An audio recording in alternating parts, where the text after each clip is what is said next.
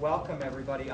My name is Bill Densmore. I'm the coordinator of the Slow Living Summit, and also in one of the other hats I wear, I'm on the board of something called Journalism That Matters, which is a national nonprofit that convenes conversations among journalists and other constituent groups that care about community media, journalists and librarians, journalists and media educators, journalists and technologists.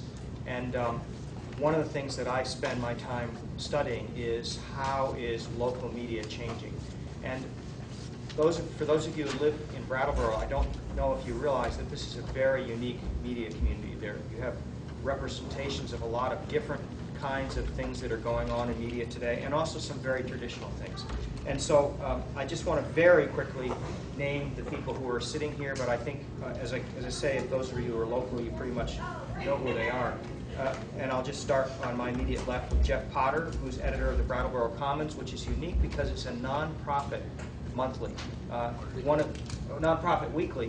One of the people who slipped under the IRS wire for getting a 501c3 nonprofit.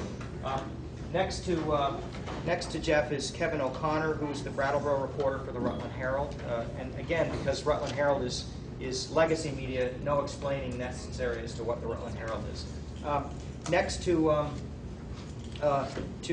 Kevin is Tim Johnson, who is the news director at WTSA Radio and represents one of two locally owned and I guess I would say cooperative local radio news organizations. The other is Steve West. And then we have Fred Noyes, who is access coordinator for Brattleboro Community TV. There's a lot of PEG access stations all around the country. They're really under stress now because in a lot of states, PEG access laws have been eliminated or they're having to find other funding mechanisms. And with the advent of the web and slowly fewer people watching scheduled television, these access operations have to start thinking about what's our new role, what's our new model. And then finally, Matt Dorenzo, who's the regional editor for Digital First Media. Digital First Media is a management company which manages all of the Media News Group and Journal Register newspapers and other properties around the country. And Matt helps guide and advise the operations of the Brattleboro Reformer. So I'm going to stop there now and just kind of pose a question. But what I'm hoping is that the six of you will really just end up in a conversation among you, and also after 10 or 15 minutes, I hope we'll bring the audience into it too. But I guess the question I want to know is, if you take this question, or it's really a two-part question, how can communities sustain media that will make communities better? And how can media sustain communities to make communities better without compromising its mission to be fact-based and truth-telling and reasonably objective? How do we sustain a mutual benefit relationship between media and communities in the particular forms and methods and business processes that you've each chosen? I'd love to kind of I don't think we need to go down the line. Why don't you just start in, and if you got something to say about it, say it. If not, just let's get a conversation rolling. And I'll certainly jump in with other questions if things are slowing down, but I think that's unlikely to happen. Well, I'm going to lead off because I'm known by many as the mouth of the South. Again, Tim Johnson from WTSA. I've been doing radio in Southern Vermont now for nearly 40 years. And the main thing is, especially in the case of the advertiser-supported mediums, if you like what we do, support the people who choose to advertise with us, or if you own a company or business, advertise with us, and that goes for any of the other commercial and/or nonprofit operations here, even giving some underwriting support to BCTV, because we all work for businesses. We all have to make sure we get paid twice a month. And the other part of that is, if you hear something that you don't like or see something you don't like, let us know. Engage in a dialogue. We all pick up the telephone. We all are able to talk with people that would be affected by what we do. And certainly there are times we may not agree with each other, and that's fine. But having the input makes us better, because that way we can be more sensitive to our surroundings. That may be a sensitivity we don't have if we don't talk with you. And so it really is as much on you as it is on us to have that dialogue and make sure that we all can make this community stronger.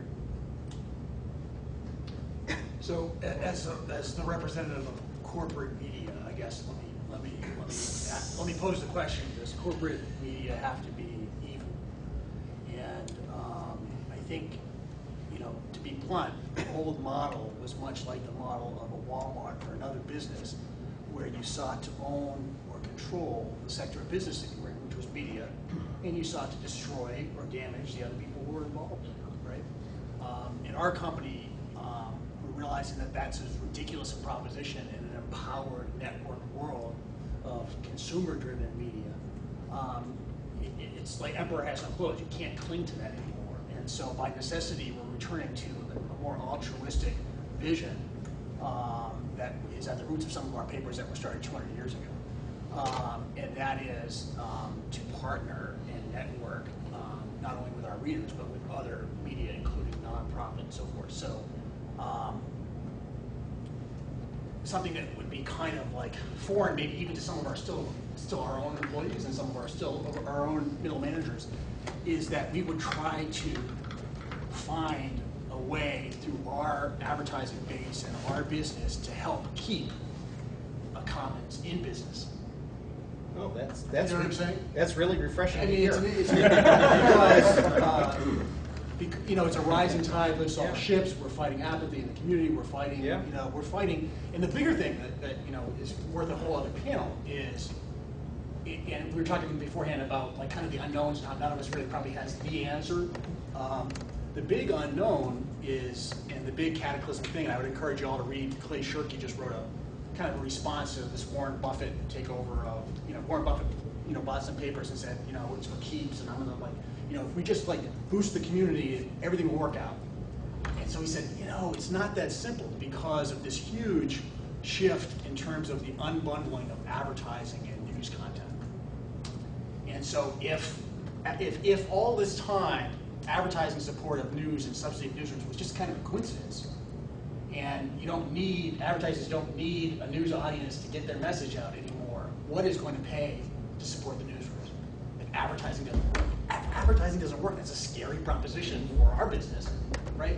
So we're trying to find another way, and so that's why discussions like this are great. I want to ask too, though, because I think part of this panel is about Brattleboro specific, and talking about Brattleboro specific, I think obviously we need to have money to be able to do what we do, and I think the fact that there's so many people up here shows that we all can do something, but not one of us has figured out how to do everything and dominate the market. And I think that's in a way good for the community. You've got a lot of choices, but I also think that that can be precarious because we're all literally just hanging on. And I think as someone in the media, I say, oh, it's an opportunity for us to get in the market. As someone who was born and raised in Brattleboro and spends half my time here, I find it really challenging. I'm going to speak now just as a person from Brattleboro. I do public relations for the meditation center in town, and my father's chair of the July 4th Parade Committee, so he recruits me free of charge to do press releases. I know if I go to the Commons, I'm going to get something different than I'm going to get from TSA or KBT or BCTV or the Reformer. Certain places do press releases well, certain places do letters to the editor well, certain places do interviews well, certain places, I know I'm going to get something out of everybody, I'm just going to have to get something different. Okay, that creates, though, I have to have the knowledge to know, okay, the Commons won't be able to do this, but they can do that. Tim can't do this, but he can do that. For the general public, if you're trying to get something out there, though, that assumes you have to have a level of knowledge to be able to know how to work all of us. And I think in a way, yes, you have all these more opportunities, but you also have to have the expertise to figure out, oh, they don't have room for press releases like this because they're a weekly, oh, I should have sent this to them earlier because of their deadline.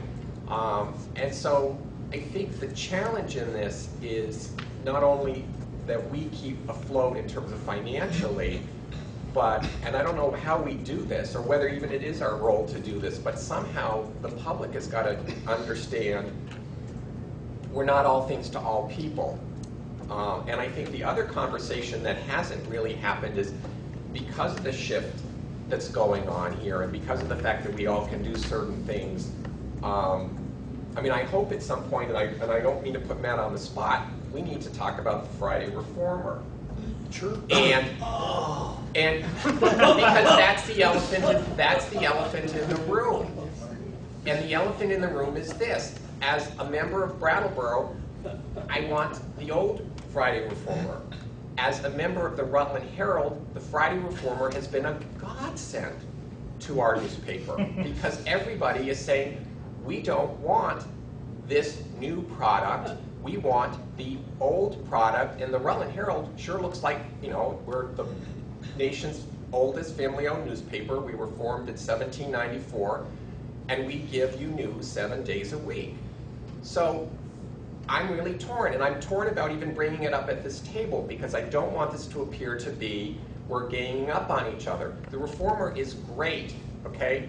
As someone who tries to get press releases in, they are great about that. They have covered, as I said, my father is in charge of the 4th of July committee. They have given us better coverage than anybody else in terms of consistently. I know Tim's going to go like this, but you know he's great too. But in terms of just the ability to put a lot of stuff out there. And so I'm torn in terms of how do you have a conversation about this where it doesn't look like you're ganging up, because you do see the strengths and things, but you also need to point out the fact that because of the economic situation, choices are being made in terms of how we're presenting news, and that really does affect the community. Do people need context in terms of maybe people ahead. from out of town Yes. about the Feel free Friday? to tell us, yeah. Yes. Well, basically, the Friday Reformer has sort of turned into it's the place where a lot of sort of press releases and soft news is sort of happening. It's prepared, I think, more in advance, so people are sort of perceiving it as it's not a hard news day in the Reformer. You're not seeing articles about what happened yesterday, that sort of stuff. So it's gotten fairly finite in its scope and its size. So, I heard yesterday that they're undoing that, first of all, so you can celebrate that or lament it. Please give them applause. I don't know how difficult the money involved is. And so, two things about it. One is, I think traditionally we have been very, very risk averse as an industry, at least as a legacy industry, in trying things. So I applaud them for trying something that didn't work. The key is to fail fast, I guess, and to adjust it and be humble. Make a U-turn. Yeah. But the second thing I'd ask, though, is what are your thoughts about this big news about the New Orleans paper going to 3 days a week instead of 7 days in print? So you say the Reformer doesn't cover news on Friday. Well, of course it covers news on Friday. It just doesn't cover it in a print edition. And again, I think that probably was a mistake at this juncture. But a year from now or 2 years from now, the Reformer might not do 6 days a week. So I think you're hitting on sort of the key point here, and I think it's healthy to define terms, although it can be annoying too, forgive me.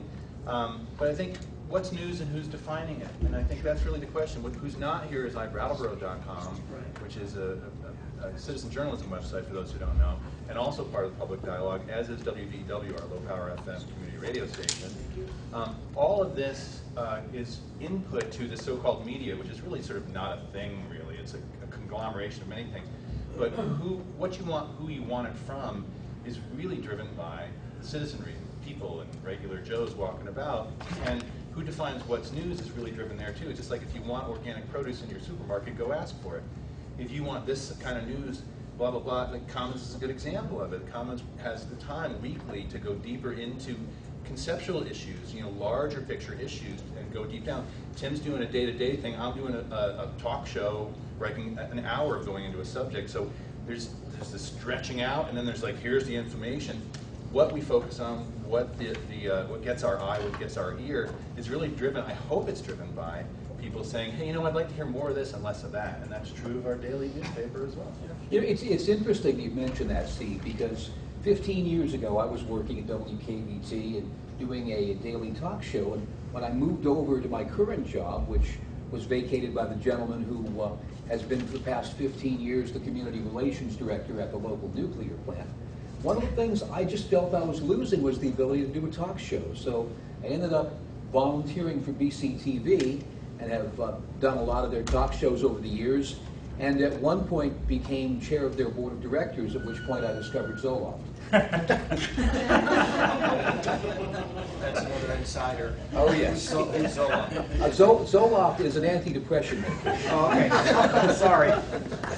Well, maybe I'll jump on it. I won't jump on that particular thing, but maybe I'll just draw the contrast for what we do, and I think what our specialty is at BCTV, which is sort of gavel-to-gavel coverage. So you may read the story about what happened at the meeting, the explosive event that happened, or the controversy that happened at the meeting in one of the local papers, but you're going to get to actually see sort of what happened, who was looking at who, what expression was on their face, what was the tone of it, because we're showing the entire meeting. It may be 4 days or a week later, but you're getting the sort of fuller picture. So.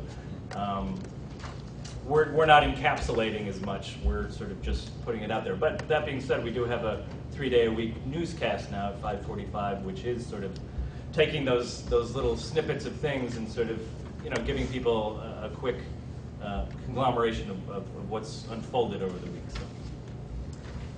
I think I've been taking all this in. I think when the Commons started in 2006. It was largely a response to, I'm trying to think of how to put this in a good way. I think, Matt, when you said something about the old corporate model, I think it's fair and objective to say that the newspaper I worked for started as a complete and utter response to that. That's not enough to sustain a newspaper. I think a lot of people like that idea, but when it comes right down to it, what we have tried to do is really the epitome of slow news and community building. One reader at a time, one advertiser at a time, one donor at a time, and really try to do what we can do well. And we're always amazed that this community seems to forgive us for what we can't do yet, and seems to embrace what we are doing. I think they like forward progress, and I think what we've tried to bring to the table is simply good old-fashioned, good quality news coverage from from as objective a point of view as you can in a community that sometimes has emotions ratcheted up around certain issues. And there's something really profoundly traditional about that, and sadly in this age there's something really cutting edge about that at the same time. I think it's also, forgive me, I think it's also worth noting that we're ridiculously well covered in media for a town this size. Yeah. And the truth is, my wish would be, my preference would be, I have all sorts of utopian ideals about the world, but I'd far prefer to see, we have certainly collegiality, I think everybody's respectful of one another, but I wouldn't mind seeing the synthesis going through. I'm thinking, as you're talking, I have you and Randy Holhut on my show regularly to talk about the Commons. I have Tom DeRico on my show weekly to talk about the Reformer, and I get to hear from callers and others about what they think of the papers, and there's this triangulating and quadrangulating that actually makes for a help. It keeps us on our toes for sure, but also helps to stretch out. And whereas, as opposed to not that long ago, there really wasn't that much room for conversation. That this was the daily paper, that's how it was, and there was a conversation that was sort of narrowed, and now we're broadening it out pretty significantly. Well, it's because in this community, I think, we before cable did not have access to Vermont News. We're part of Vermont, but yet Arbitron, the people who decide what TV viewers are watching, considers us part of Boston. So traditionally that meant great growth for the Brattleboro Reformer in an earlier day. And of course local radio did news because it was filling that vacuum in terms of more than once a day immediacy. And that's also why 35 years ago now, I believe it is, Brattleboro Community TV became one of the first public access entities in this region. And we have a great area to be a hotbed for growth in new kinds of media. It may make some of the old traditionalists of us a little crazy at times, but it's healthy for the process and healthy for what you get for information. I think the other challenge, and I'm actually now going to put on I once upon a time when I was a high school student worked for the Reformer, and I'll defend the Reformer. I think it's hard being the Reformer in this community because the Reformer can have 17 stories in the newspaper that nobody else has that day. And yet if the Herald or the Commons or TSA or KVT or the 545 BCTV show has that 18th that the Reformer doesn't have, oh my goodness, I read about that in the Herald and I didn't see that in the Reformer. And it's interesting. I feel at times the Herald, the Rutland Herald, considers itself a statewide newspaper. We have a sister paper in Montpelier, so we can cover a large geographic region. My role is not to cover day-to-day things. My role is to sit down and say, here's something that's going on in Brattleboro that the rest of the state needs to know of. But because I was born and raised in this community, my father's the town moderator, my mother used to be both the select board and the school board chair, I'm wired, you know what I mean? I'm just, I'm not trying to say good for me, it's just I was born into this situation. So oftentimes I can get certain stories based on my network of family and friends that I can once in a while put out there, and then all of a sudden, hey, the Herald had this and the Reformer didn't have it. And I sit there and I think to myself, okay, so the Reformer has just written 17 stories that the Herald didn't have. But we have one, maybe once every 2 weeks, that the Reformer doesn't have, and we get our reputation goes and I think that's a real challenge, and as someone who wants to keep the Reformer accountable, I'm glad the Friday Reformer is coming back. I also feel like people need to also defend the Reformer as a community when it needs to be, because it really is the only place that if you write a really long press release and you want it to get in, they will put it in. Okay? I love the comments, and yet you guys don't have the space to put in all of the press releases that you get sent. We just can't. We just can't. And likewise, the electronic media can read short blurbs, but you guys don't have the time to be able to say, okay, someone sent us 30 sentences on, and here we go. Website. And I think that's the challenge as the community, is we need to recognize that it's fun to bash your local paper, or it's fun to sort of point out different things, and yet at the same time, this community really needs all of the institutions, all of the organizations. And so there's got to be a dialogue, or there's got to be a way to talk about it that you can point out what you think needs to change, and yet at the same time also speak, or support what does seem to be working. I will say that Kevin is somebody who has an outstanding reputation, not only for being connected, but being in the right place at the right time. Several years ago, I'm not sure how long it was because all the years start to blend together when you get my age, he happened to be on Main Street when a group of young women protesting decided to take their tops off and march up Main Street at what became known as the Breast Fest, and Kevin just happened to be there at the time. Tim, it was women against ladies. Ah, well, you see, I learn something new every day. Thank you. So, what you say about the Reformer not being able to have every story, I mean, that's another emperor has no clothes thing that we would ever have pretended to be able to. And I think it's also kind of a very print-centric kind of, thinking. Our duty, if you're thinking about the reader first and the community first, is to point people in the direction of the stories that we miss, and we're going to miss them. Not only miss them, but you're going to have a different voice, you're going to have a different perspective, and so forth. We're going to present a well-rounded thing. We need to be part of the link economy. So an interesting principle or a stage that we're going through as a company, we're called Digital First. And I'm curious about all the kind of the print-focused nature of the discussion so far. Because an average paper like the paper in Torrington, Connecticut, where we opened a newsroom cafe and kind of invited the audience in, about 1/6 of our audience is print. Our web audience is 6 times bigger than our print audience. Welcome to Brattleboro. Yeah, Yeah. exactly. Well, so it's, but a big focus of our newsroom culture shift is to be not just on the web, where we're spitting stories out there, but of the web, meaning part of that interconnected, collegial, partnering kind of atmosphere. And you can say the same thing about the community. Are we just in the community, or are we of the community?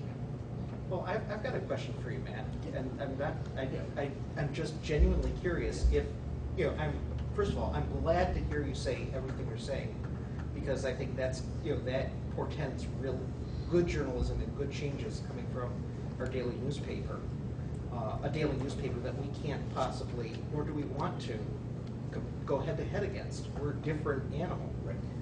But I guess what I'm really curious is, being in the community, of the community, why are you here and not Tom DeRico? Literally, I can't speak to that, but I think literally it was a schedule issue. I'm going to go have lunch with him after this, so it's not, I think it's working tonight. So. In fact, one thing I think we ought to do is make sure that all of us know each other and at least know who to contact. I'm not sure how long Tom's been in the community, but I've never met him, and I would like to. Same here. Yeah, just also a point of information. I invited both Matt and the Brattleboro Reformer to come, and so it wasn't as if they were asked to make an either-or decision or that they made an either-or decision. And Yeah, we're not in the habit whether of saying or something not in Connecticut to a right, whether or not somebody from the Brattleboro Reformer itself was here or whether Matt was here were two different and independent decisions as far as I was It's just concerned. my own, I like Brattleboro, and I have some connections. I was the editor up in Claremont, New Hampshire, years ago, and my kid's mom was a Reformer reporter to start her career, so I have some knowledge of the area. So I was curious about the invite and happy to come. I've been thinking about two things. One is sort of the tension between great local news being very in a silo. I guess I've just come to Brattleboro from Boston, and have really appreciated the amount of local news and the ability to find out about things that's going on. But I'm working up at Marlboro, and there just aren't enough right fit kids in Brattleboro to fill Marlboro. So we need there to be also news about Marlboro beyond Brattleboro. And I think some of those trends are also coming through, in thinking about the food people, and, all the things we're hearing. There's not quite enough people in Brattleboro to sustain all of the cool ideas here. So I really wonder if you can speak to the connection between local news and bigger news, and how do we make sure that we don't just get contained in a bucket here. And the other thing I was thinking about as we were talking is that the model of asking people to pay for online content and how that works, because I truthfully hit my 5th article on Brattleboro Reformer the other day, and they wouldn't let me have any more without paying $6 for the month, and I thought, no way. So can I speak to that? So I'll let others address the first question. But the paywall thing is very interesting. So we are the combination of two companies, Journal Register Company and Media News Company. And the CEO of Journal Register Company is the head of all of it. And he is an anti-paywall guy to the max. And just believes that, like, if what we're doing now is all about relationships with the reader, why would you put a wall up between those connections and the ability to share with each other and connect with each other? And so his official line is he's leaving them up to see what happens and see, because we don't know what the business model is. But I would not be shocked if, from a philosophical standpoint, knowing how the rest of the company operates, that experiment may go away at some point. Well, for the point of giving feedback back, please tell him that at a minimum, 5 articles a month is not enough. Okay. Well, Terms of I'm free. going to speak the other point. Yeah. I don't understand why that bagel place, I love those bagels up there. I have to pay for them. I would love to get 5 bagels a month from the bagel place. And I don't understand this, Sam's here. I love their flip-flop shoes, but I have to pay for them. I think I should get at least 2 flip-flop shoes a month. There's no other product that you all go out there and get that you expect to get for free. But somehow people expect us to pay reporters and light bills and laptop bills and cell phone bills and Associated Press bills, and yet provide stuff to them for free. See, I'm going to throw down with you there. in a nice way. My sense is that, again, I think what Matt's hitting on is that it's a new paradigm. You know, we don't know where it's all going to land. Okay. And although I agree with you that the metaphor, the analogy is clear, the other thing I would say is there was a time when television floated through the air and came into our houses, and we turned on our TV and was paid for through advertising. And you had to put up with less advertising than you pay now, even though you're paying a monthly cable bill, which is nuts on some level. But everything's been thrown up in the air at this point, and it's settling. And I agree. They that were always it's hard to know paying, where I it's would gonna say go. the reader was never paying for news production, news creation, they were paying for distribution. And now distribution is free and open source and Yeah. no. But let's talk, and Susan, this part's off the record. Because I'm going to talk about my particular company, and I don't have necessarily But you permission. realize you're on No, cable no, by no, PCTV. no. Okay. PCTV is Yeah, something. just- Okay, So it I'll can't be have to rephrase. I'll do this, but I'll do this carefully then. The Herald has been in business since 1794, and it's been owned by one particular family for almost 100 years now. We're on our third generation. Okay, this is not a whole bunch of other papers to be able to sort of jockey the money around. If somehow we're not making enough money, maybe we can get something from whatever it is. What we make through advertising and through circulation is what we're able to put in terms of actually gathering the news product. We had a free website. We liked having the website, but we found there was a certain point where the number of people, we had a certain number who were getting the news, the Herald in print edition, and then the website came up, and this is what started to happen. We hit the point where half of our readership was free on the web, and only half of our readership was print. What happens with the advertisers is the advertisers will give you a certain amount of money for print ads because they know that that might sit on the coffee table or that might get clipped. Someone might put that on the refrigerator. They're not going to give you as much money for a web ad because they don't necessarily know at this point the longevity of that ad. Well, can I- So that meant, so I need Sorry. to finish this out. So that meant there was a certain point where our revenue from distribution had gone down by half. We lost a huge chunk of money from classified ads because Craigslist came in. And so all of a sudden, we're trying to provide the same product with at least half of the revenue. You can't do that. You can't do that. We had to make some choices. Now, we don't like the fact, we would love to give this on free on the website. And we would love to invite the people who want it free to come in and say, here are our books. Here's what we have to pay for. Here's the revenue sources. Tell us how to do that. The fact is, if someone had figured this out, we would be doing that right now. And the fact is, no one has figured that out yet. We're all throwing spaghetti on the wall, trying to figure out how to do this. Matt's trying to do this. Matt's company, my company is trying to do this. The paywall we had to put in, because the fact was, if we had not put in the paywall, by now, I'm assuming, everyone would have dropped their print I mean, the numbers were going so fast that everyone would have dropped their print circulation. We not only would have not had the distribution money, we wouldn't have had the advertising money for the print thing. We wouldn't be in business. So this isn't something that we're trying to sort of inflict on people. This is, we're literally trying to stay afloat right now. Can I just say one thing? I'm a real example. The Strolling of the Heifers, the Slow Living Summit. If it wasn't for these people here, you guys wouldn't be here.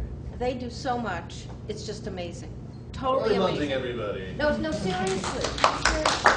People may not know who you are. I'm just Every saying. single person you see here, you know, I'm gonna cry. If it wasn't for their hard effort, and they go way beyond what they should be, and you know, I sometimes have tremendous guilt. And I'm not just the only organization. There are many organizations that they go way beyond. They'll even, the Reformer, last Thursday, stopped pasting up their paper because we needed to get something in. That's how generous they are.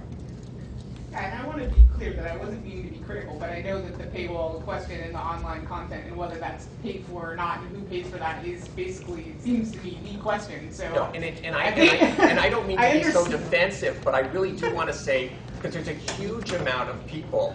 We went through it when we put the paywall up. The New York Times went through it. Today, the Burlington Free Press is putting a paywall up. And I know all of the comments that they're getting right now, how dare you do this? But there is a certain point where we want to say to the people, if you truly want this, you pay for everything else. And if you truly want this, come on in, look at our books, look at what all of this costs, look at what we're getting for revenue, and if you can come up with a better way for us to do it and provide it free, we'd love to listen to you. We haven't found anybody who's able to do that right now. I've got an interesting. We've got an interesting model too, where we're partially funded by reader donations, and I am constantly amazed that I can get. I've come up with an advertising campaign that is successfully getting people to pay for a free newspaper. So I think this really almost intractable problem really is forcing us all to be more creative and find different ways to get that revenue in, because when it comes right down to it, whether we're getting money from a paywall or advertising or print versus web, that money has to be there. And Kevin, I think you speak for all of us with that. Can I just, I see you all I just want to throw this in before it gets lost in the sauce. I hope we can and your questions are salient and spot on, but I think we're getting into a business of media conversation more than we are about sustainability and about slowness, and I'd love to see us sort of move back towards that. That's what I couldn't disagree more. Wait. Go ahead. Awesome. I think that being here at this conference and talking about sustainability, when you talk about the Commons and you talk about the Herald, one of the big issues we've been talking about is local. And we have this big, huge campaign that's been going on for years to buy your food locally, and everybody's supporting the farmers. Well, to me, it's not any different to support our local papers that are locally owned. The more that we can hold on to our commons, then, as Kevin was saying, you wouldn't go to the farmer's market and ask the farmer to give you free kale. So the idea has always been, in a sense, initially when you're in shock about paying for certain things, once that shock's over and you get how important it is for us to sustain our local papers, our local TV, our local radio, that is something that it's priceless. The lady in black was the one who had a hand raised for the longest. The most recent question I have is going back to the woman that was speaking before and the topic of this panel. It's kind of, so press releases. Somebody mentioned before about somebody printing press releases in full, and I want to know, like, when did it become like okay for newspapers? I mean, everybody does it everywhere all the time. It drives me crazy. Printing press releases as if they're a news story with no byline. It's great for a nonprofit organization. I have a nonprofit. I nicely write my press release because I know it's going to appear in the paper exactly like that. And I think that is horrifying, but we do it. But on that note, in a solutions kind of space, has anybody given thought or have any ideas or paradigms about how we get these nonprofits, let's say our community activists and community messaging, but particularly let's think about the nonprofits. They are a huge factor in our community. How do we get them into this conversation in a way that drives towards financial support as well? They count on us, they depend on us. How do we engage them in a revenue generating way? If you go to there's a website called ConnecticutNewspapers.org. You guys may be familiar with Google has a Google.org, like a charitable division. So we started ConnecticutNewspapers.org as an effort for our newspapers in Connecticut to be full partners with nonprofits in helping them not only have access to us in terms of, like, I said this, this event or this topic was really important to me and it got someone's attention this time, but randomly didn't the next time or whatever, so that to have access. But also for us to use our technical skills and knowledge to be able to show a nonprofit you're a free WordPress site away and good social media presence away from getting this message out to yourself. You don't necessarily need email us. And so I think that's one way in terms of partnering that we're trying to do. Anyway. I just want to say, butt in on one more on the paywall, on the bagel, the bagel analogy, if I can be ridiculous for a second. If bagels started growing on trees, it would put the bagel shop out of business. Or you wouldn't be able to charge for it. You'd have to find another one. I want a bagel tree. I want to just say something about the press releases. I think that was a really great comment, and with respectfully, Kevin, when earlier you said something about under in the auspices of your parade, saying how how nonprofits have to learn how to play all of us or something. I don't want to be played. We will try to get every single announcement type of thing in the paper in some way, shape, or form. But I consider it a personal mission, within the limits of practical time and space, to add some new fact to a press release and add some value for our readers that they just can't get elsewhere. And there's a big difference between a parade lineup and a Vermont Yankee press release. I think we all agree on that. Yeah, there has to be a BS factor. My daily newspaper, so I run a local first Volley network in Portsmouth, New Hampshire, and our daily runs, when we were starting up, this is the most egregious example, but we're talking about local economy, local community, and we're trying to drive this message home, and they print in the daily paper, highly read paper, a press release straight from Home Depot, that Home Depot just opened up a new store, and how fabulous it is, and how many more jobs it's creating, and literally the sentence was, how many, Home Depot spokesperson saying how many more home improvement projects can happen now that you can buy products more affordably in our community. Wow.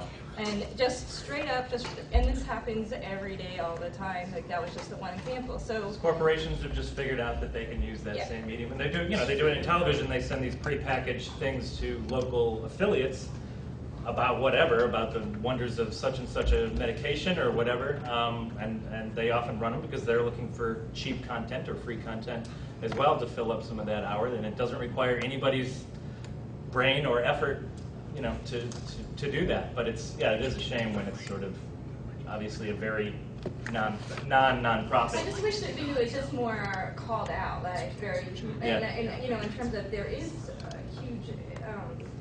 It does add a lot to the community dialogue to be able to have the offices on your website or in print, to be able to do that for the nonprofits. Yeah. But I wish it was just called out and said as such. I would suggest that there's something anomalous about us here in that Vermont, unless I'm mistaken, correct me where I'm wrong, I think we have more nonprofits than any state in the country per capita, and I think this county and this town probably does too.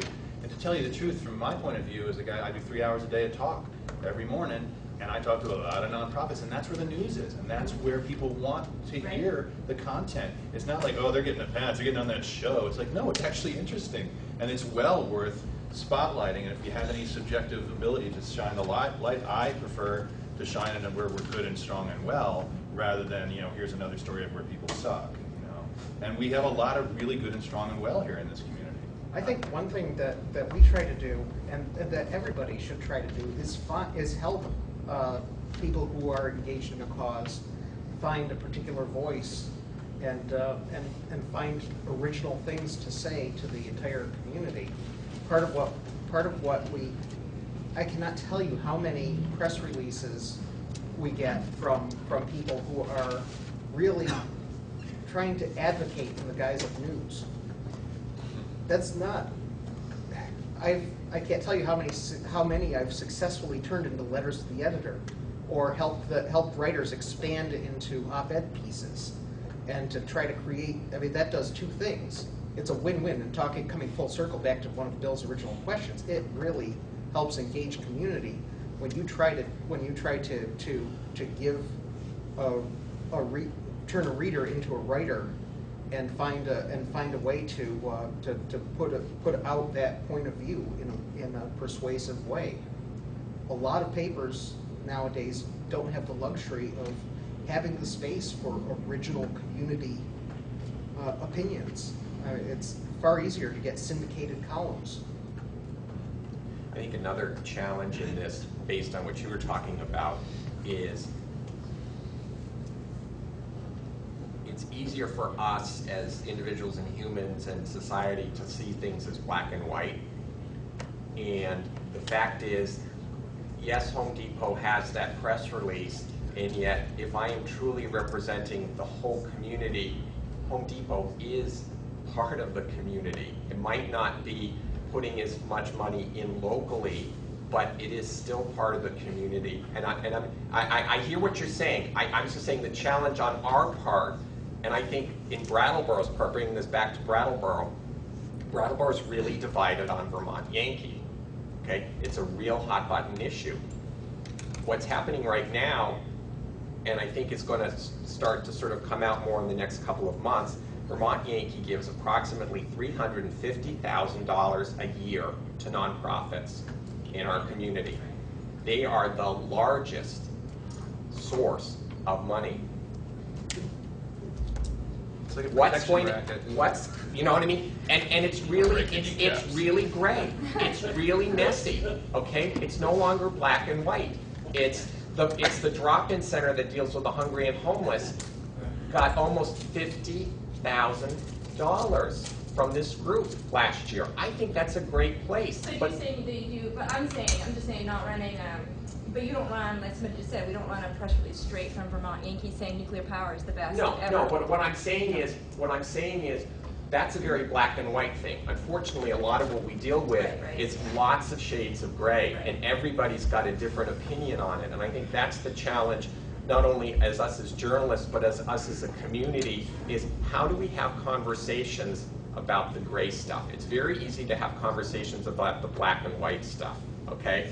This is good, this is bad, this is right, this is wrong. I think right now, this Yankee conversation in terms of the nonprofits is going to be really interesting, because I don't think there's the money in this community to absorb or to replace the $350,000 a year. And the question then becomes, so what does this community start to support in terms of nonprofits? What things might not be able to be supported? Were we right to have taken the Yankee money? Was that, or maybe not? How do you tell someone, I've heard all these different sort of nuances in the terms of this dialogue. It's something not only the community has to talk about, but it's something as the media we have to figure out how to cover as things go forward. And it's not a black and white issue. And so I think that's part of this whole dialogue, is how do you have a conversation that is nuanced and that sort of takes away a little bit of the emotion and just sort of says, just like, the pay conversation in terms of how do we pay for this, this is really challenging. This is not easy. You have some questions. This is for Frederick, because being a producer on BCTV, I want you to bring forth what BCTV, how it has grown in this last year, what we cover right now. Not only do we cover our board meetings, our select board meeting, the planning board meeting, the development review board. This is stuff that, yes, we do have the reporters there at the select board meeting. Howard's there, Olga is there, but we continuously show this, and That's I the would like you to gavel get stuff into we it. were talking about. Yeah. Obviously, okay, so our model is basically open access, and the reason that public access exists is basically because a cable company comes to town and they basically have a monopoly, and so a system is negotiated where there are channels allocated for the public to use for their whatever use they want. We are First Amendment television, essentially. We take all comers, anyone who wants to come in with a, for example, pro or anti-nuke position. We can show those programs back to back. We train whoever turns up, and it's really just your own initiative and your own imagination that is the limiting factor. All of our equipment is provided for free. The only really fees are a donation if you want. We are a membership organization, and it's a great thing to sort of swell that membership, because that sort of helps to, justify our existence. And we can basically do whatever people need us to do. We did also heard from people that they wanted to see more sort of staff produced or supported programming. The classic sort of issue for us is we get a phone call And it's often a little too late, but it's sort of, tonight there's this great event happening in such and such a place. Can you send somebody over to cover it? And we have to say, well, if you'd called us 2 weeks ago, then we could have put the word out, and there would have been at least a sort of a 50% chance that one of our volunteers would have been interested in the subject matter. I'm sure it's a great thing. We would love to get somebody there, but I'm not sure we can make that happen. But with a little bit of advance notice, we've sort of realized that it's a good thing if somebody from the staff goes and helps to make that a reality, because there are so many good things happening, and we do want to have that. And I guess I'll just sort of say, we've been funded mainly by fees from the cable company, the sort of, $2 or whatever that people pay with their cable bill, and that's sort of been sort of 90-something% of our budget. But now that we're webcasting, and we live in an interesting community in the sense that not a lot of people want to watch TV. I mean, there's a lot of people who are sort of, I would watch a select board meeting if I don't have to pay for it, but I don't want to give money to that cable company, or I don't want my kids exposed to the box in the room that you can't shut off. And now we're webcasting. We have on-demand videos. This is going out live on the channel right now, and it's going to be available as a download, an on-demand video later. So all of our programming, our local programming, is now available to people whether or not they have cable, wherever they live. And we're seeing, people in Austria, people in, California, people who used to live in this community who are still interested in what's going on, have that opportunity. And what's that website? Be a part of it. It is brattleboro.tv.org. Check it out. Or as my grandkids say, the Grandpa Channel. Guys, wait a second. Don't say anything important because I have to change the tape. Okay. Okay, so just everybody whistle to yourselves for a moment. Okay. Susan, you're dying to say something. Well, I am. I just wanted to chip in, and I'm going to be off my own record. Here, you want to sit here for a minute? I'll just sit here. Okay. Yeah. Susan Keys from VPR, everybody. And I just wanted to say, I put my 2 cents in about public radio because all of these people, I mean, even, let me start, years ago, back when I first knew Kevin, I worked for the Rutland Herald at a time when we did go head-to-head with the Reformer.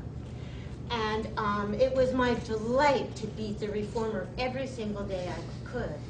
And that competitive model has pretty much disappeared. And it wasn't all good because it kept all of us on our toes. We didn't dare miss anything. We didn't dare relax because everybody there was that competition that had everybody needing to be that much more alert. For a while that was gone, and now a new, more collaborative, I mean, this was before the computer. I mean, I had a computer, but I was like the only person. So that's one thing I wanted to say, that this whole what do you call it? Thank you, collaborative model, collegial model, is a new thing, but the one thing it shouldn't overlook, if we're going to fulfill the role of a newspaper in a democracy, which is to keep comfort the afflicted and afflict the comfortable, or keep people educated, is that we all have a different kind of aesthetic distance, aesthetic contract with our listeners or readers. For example, I read the comments about a meeting or an issue, and it's as if I were there, except that it's a little filtered. When I worked for the Herald, I had worked for a weekly before. I had to figure out how to catch the nut of a meeting and make that the headline and find the story there. And BCTV is like CNN a little bit. You don't have any filter. It's not mediated through anything except the technology itself. At VPR, my job is to tell the news from Brattleboro, and we've been a little thin in Brattleboro because I've been stationed over in Manchester for the last 4 years. But to figure out what's happening in Brattleboro that is of interest to the rest of the state. And for us, the state is a community too. The state of Vermont, with 600,000 some odd people, is small enough and inclined to be a community. So there's that statewide community too, but we have a different aesthetic contract with our listeners. If I could real quick, we have a different model too. We have that intense fundraising. Our underwriting, which is comparable to your ads, has been way down. Yeah, I just said comparable. Okay. Approximately equal. Our ads have been down too, and since the recession. But our giving is, whoa, way up. I mean, people show so much loyalty, and they feel like they own a piece of us. And one of the things we're looking for is holes in the state whole scenario. And one of the things that we recently initiated is called Public Post. And I think we now have 60 towns, but I don't remember, that now send us their select board minutes every time the board meets, and we have a level of detail that nobody else is able, except maybe BCTV, is able to afford to give in that respect. So I think that's all. We've got to cut it off just because there's another session starting in this room in 15 minutes. But thank you all for coming. And I've learned a lot about Brattleboro over the last 9 months. I live in Massachusetts, and so I can't make this happen. But I sure hope somebody encourages this kind of co-opetition from time to time among these organizations, because it's a chance for all of them to get input from the community that you all share, and that I hope you are a part of it, not just in it, as somebody said a little while ago. Can I just say, too, that I can't speak for the rest, but I think I probably can. I would love any reader, anybody who's interested in what we're doing and wants to engage us privately on these issues. We're all married to our jobs. We do this stuff because we love it. And I love talking about it, and I love interacting with readers and people who really give a damn. Can I ask real quickly, how many people here work more hours than they're paid for?